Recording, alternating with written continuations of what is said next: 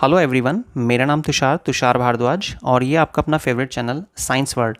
आज के इस वीडियो में हम क्लास 10 की केमिस्ट्री का first chapter chemical reaction and equation, इस चैप्टर के कुछ टॉपिक्स को हमने लास्ट वीडियो में कवर किया था, जिसमें हमने लास्ट में समझा कि टाइप्स ऑफ केमिकल रिएक्शन क्या हो सकती हैं on the basis of heat, जिसमें हमने डिस्कस किया था एंडोथर्मिक और एक्सोथर्मिक को। आज की वीडियो पार्ट सेकंड है, जिसमें बाकी टॉपिक्स को हम कवर करने वाले हैं। तो चलिए स्टार्ट करते हैं आज के वीडियो का first topic, types of chemical reaction.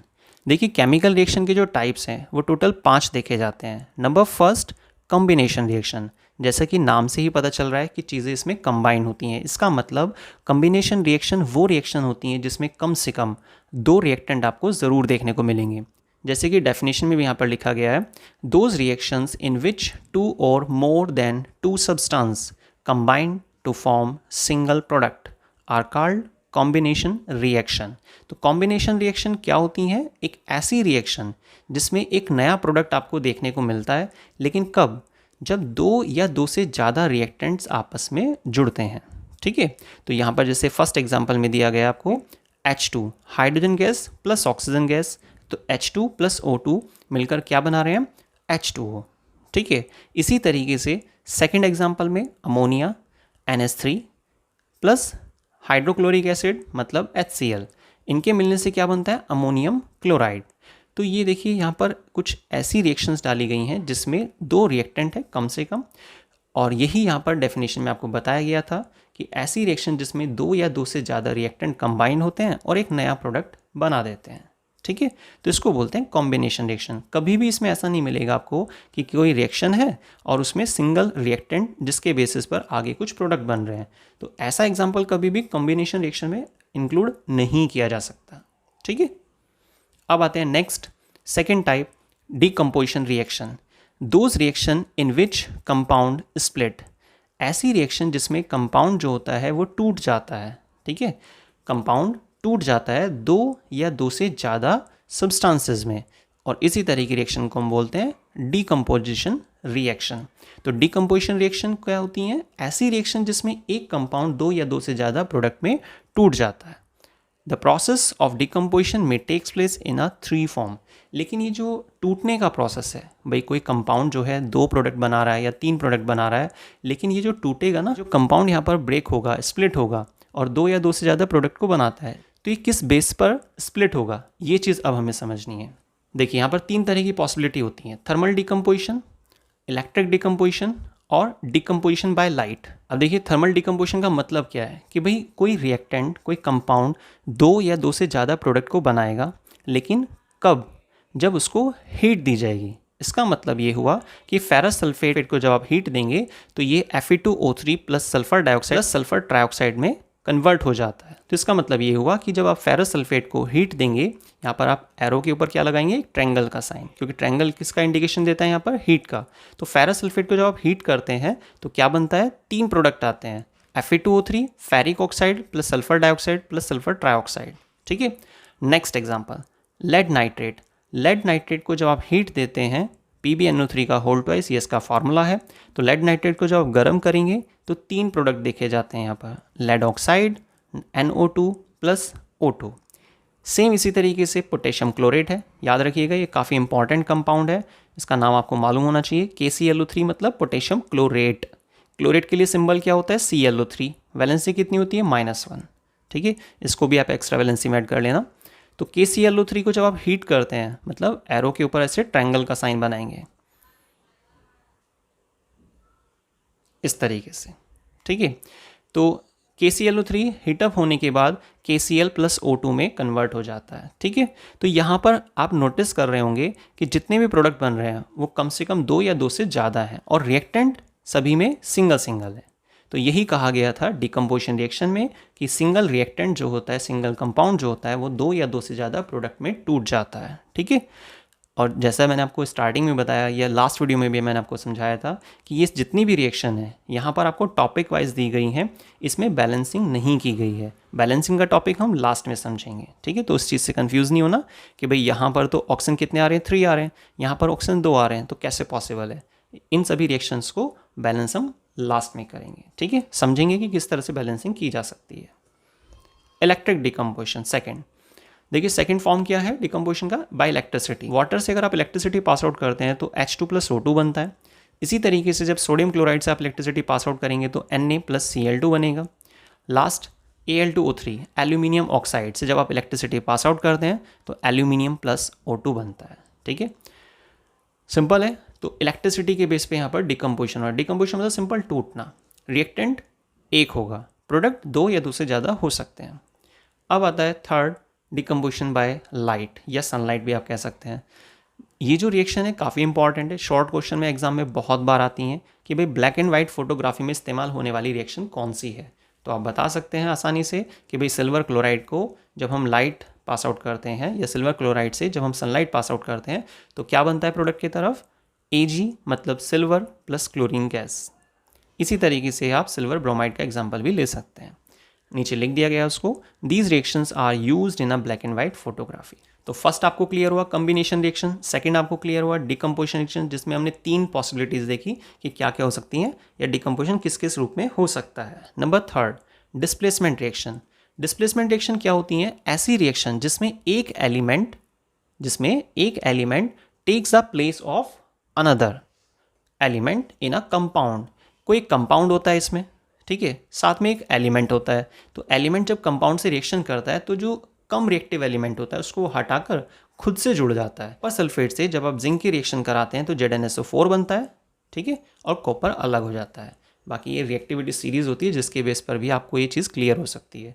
Reactivity series का टॉपिक वैसे तो आपका जो केमिस्ट्री का चैप्टर नंबर 3 है मेटल नॉन मेटल उसमें आएगा। बाकी फिलहाल के लिए आप ऐसे भी समझ सकते हैं कि भाई कॉपर जो होता है कम रिएक्टिव होता है जिंक से, तो जिंक क्या करता है कम रिएक्टिव वाले को हटा देता है और खुद से सल्फेट के साथ जुड़ जाता है। ठीक है, तो फर्स्ट सेकेंड थर्ड तीनों रिएक्शन सेम लॉजिक पर बेस्ड है। इसी तरीके से यहाँ पर कहा जा रहा है सोडियम की जब आप रिएक्शन कराते हैं वाटर के साथ तो सोडियम हाइड्रोक्साइड बनता है, साथ में हाइड्रोजन गैस प्रोड्यूस होती है, तो डिस्प्लेसमेंट रिएक्शन है। डिस्प्लेसमेंट रिएक्शन को समझने के लिए आपको मेन चीज़ याद रखनी होती है कि एक एलिमेंट और एक कंपाउंड आपस में रिएक्शन कर, जो हाई रिएक्टिव एलिमेंट्स होता है वो लेस रिएक्टिव एलिमेंट को हटाकर खुद उसके प्लेस पर आ जाता है। ठीक है, अब आते हैं नेक्स्ट डबल डिस्प्लेसमेंट रिएक्शन पर। देखिए डबल डिस्प्लेसमेंट रिएक्शन क्या होती हैं, those reaction in which two compound react by an exchange to form two new compound. ऐसी रिएक्शन को हम डबल डिस्प्लेसमेंट रिएक्शन कहते हैं जिसमें दो दो रिएक्टेंट होते हैं, दो दो कंपाउंड होते हैं। ठीक है, पहले वाली जो रिएक्शन थी नंबर थर्ड पर जिसको हम डिस्प्लेसमेंट रिएक्शन या फिर सिंगल डिस्प्लेसमेंट रिएक्शन बोल रहे थे, तो उसके लिए क्या था कि भाई एक कंपाउंड होता है एक एलिमेंट होता है। लेकिन यहाँ पर देखिए डिफरेंस क्या आ रहा है कि रिएक्टेंट दो हैं और दोनों ही कंपाउंड की फॉर्म में है। तो एक कंपाउंड जो दूसरे कंपाउंड से रिएक्शन करता है तो अपने अपने पार्टनर को एक्सचेंज कर लेता है और देखिए क्या बनता है यहाँ पर, जैसे BaCl2 है बेरियम क्लोराइड और कॉपर सल्फेट है, तो बेरियम क्लोराइड क्या करेगा क्लोराइड को छोड़कर सल्फेट को कैप्चर कर लेता है तो बेरियम सल्फेट बन जाता है और यहाँ पर बाकी जो एलिमेंट बचे हुए वापस में रिएक्शन करेंगे क्या बनाएंगे, कॉपर क्लोराइड बना देते हैं। ठीक है, तो इस तरीके से डबल डिस्प्लेसमेंट रिएक्शन, डबल का मतलब दो दो कंपाउंड होंगे जो आपस में अपने अपने पार्टनर्स को एक्सचेंज कर लेते हैं आयंस के बेसिस पे। क्लियर, तो डबल डिस्प्लेसमेंट रिएक्शन हुई। अब आते हैं नेक्स्ट और इस चैप्टर का काफ़ी इंपॉर्टेंट टॉपिक वो है रिडॉक्स रिएक्शन। देखिए रिडॉक्स रिएक्शन क्या होती हैं, ऐसी रिएक्शन जिसमें ऑक्सीडेशन और रिडक्शन दोनों देखे जाते हैं। तो those reaction in which both oxidation and reduction takes place are called the redox reaction. सबसे पहला पॉइंट यहाँ पर बनाया गया कि भाई हमें ये मालूम होना चाहिए, चलो खैर अब देखिए ये तो हमें मालूम हो गया कि भाई उस रिएक्शन को हम रिडॉक्स रिएक्शन कहते हैं जिसमें ऑक्सीडेशन और रिडक्शन दोनों प्रोसेस चलने चाहिए।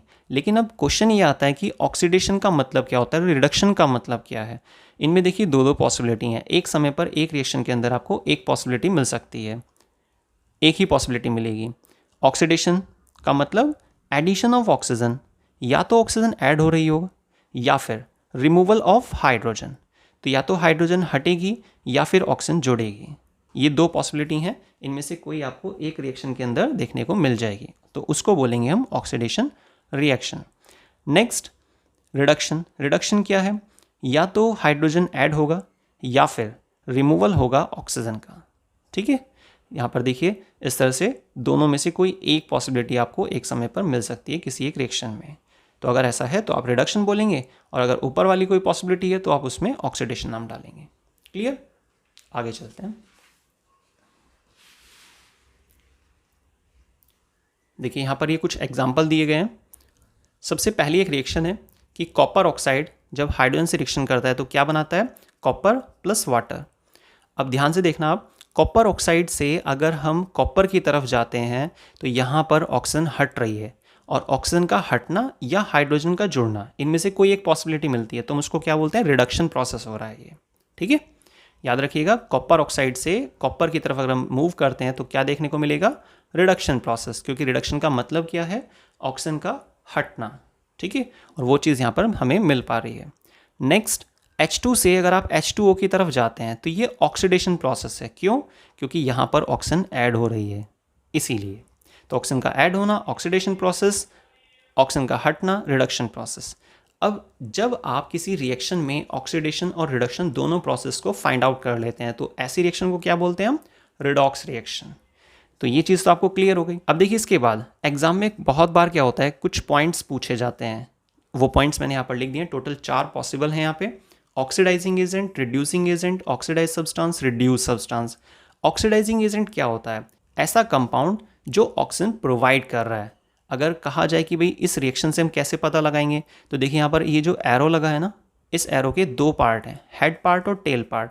तो रिडक्शन प्रोसेस के एरो के टेल पर जो कंपाउंड होता है उसको बोलते हैं ऑक्सीडाइजिंग एजेंट, मतलब ऑक्सीजन प्रोवाइड कर रहा है। ठीक है, इसी तरीके से ऑक्सीडेशन प्रोसेस के एरो के टेल पर, याद रखिएगा टेल पर, जो भी यहाँ पर आपको लिखा मिलता है, कंपाउंड है, कोई एलिमेंट है, जो भी है XYZ, तो उसको हम क्या बोलेंगे, रिड्यूसिंग एजेंट। तो रिड्यूसिंग एजेंट हुआ H2, ऑक्सीडाइजिंग एजेंट हुआ CuO। क्लियर, जब ये 2 पॉइंट पता चल जाएंगे आपको, तो आपको क्या करना है, सिंपल ट्रिक लगानी है। जो ऑक्सीडाइजिंग एजेंट होता है वही होता है रिड्यूस्ड सब्सटेंस, और जो रिड्यूसिंग एजेंट होता है वही होता है ऑक्सीडाइज्ड सब्सटेंस। तो इसीलिए आप इस पूरे टॉपिक को कवर करने के लिए सबसे पहले ध्यान से समझेंगे कि रिडॉक्स रिएक्शन क्या है। अगर ऑक्सीडेशन और रिडक्शन दोनों प्रोसेस हैं तो आप बोलेंगे रिडॉक्स रिएक्शन है ये।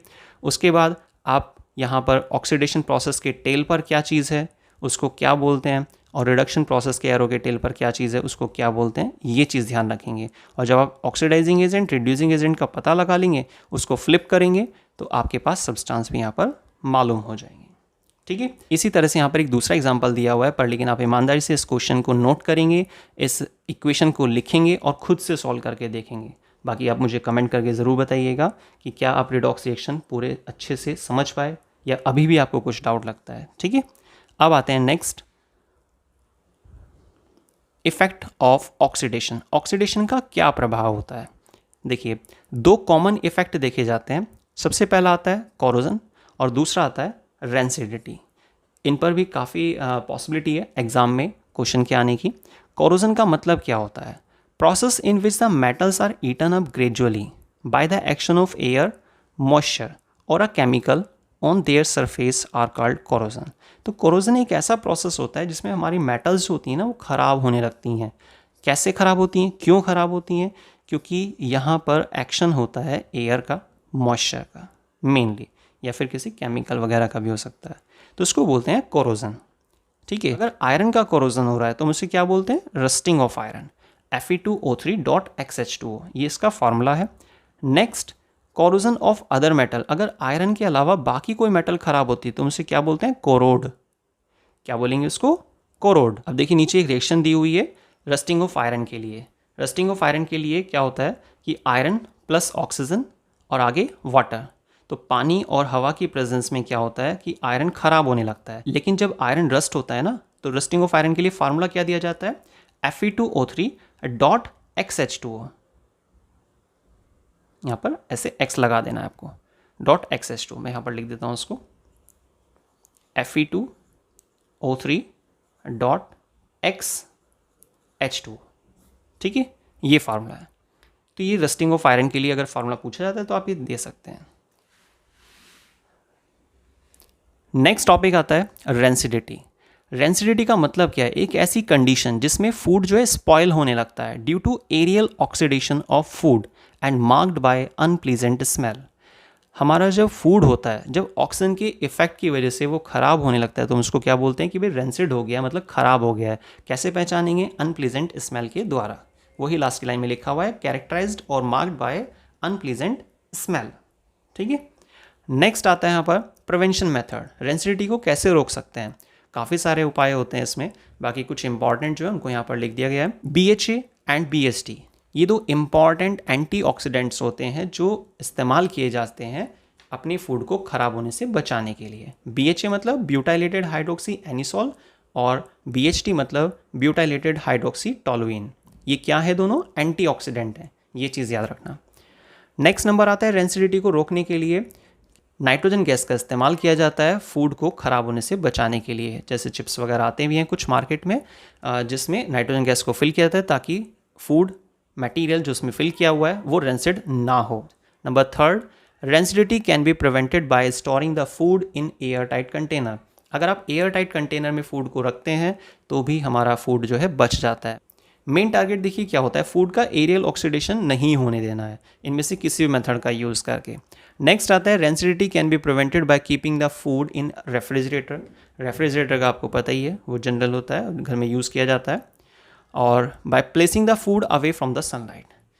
ठीक है, तो आई थिंक आपको केमिकल रिएक्शन एंड इक्वेशन इसके जितने भी टॉपिक्स हैं, जो भी टॉपिक्स दिए हुए हैं एनसीईआरटी में, उन सभी को हमने 2 वीडियो में कवर किया। लास्ट वीडियो में हमने कुछ टॉपिक्स को कवर किया था और बाकी के जो टॉपिक रह गए थे वो आज के इस वीडियो में कंप्लीट हो चुके हैं। बाकी आपको अगर किसी भी टॉपिक में थोड़ा भी डाउट लगता है तो आप प्लीज़ मुझे कमेंट करके ज़रूर बताइएगा। और अगर आपको टॉपिक बहुत अच्छे से समझ में आ गए हैं, ये मेथड आपको कैसा लगा ये भी आप बताइएगा। बाकी अगर टॉपिक आपको बहुत अच्छे से समझ में आ गए हैं तो भी प्लीज़ कमेंट ज़रूर कीजिएगा। और किस चैप्टर पर आपको नोट्स की नीड है आप मुझे कमेंट कर सकते हैं। कोशिश की जाएगी जल्द से जल्द उसी चैप्टर के नोट्स पर वीडियो को तैयार करने की। बाकी इसी तरह से जुड़े रहिए साइंस वर्ड चैनल से। मिलते हैं नेक्स्ट वीडियो में एक नए चैप्टर के नोट्स के साथ।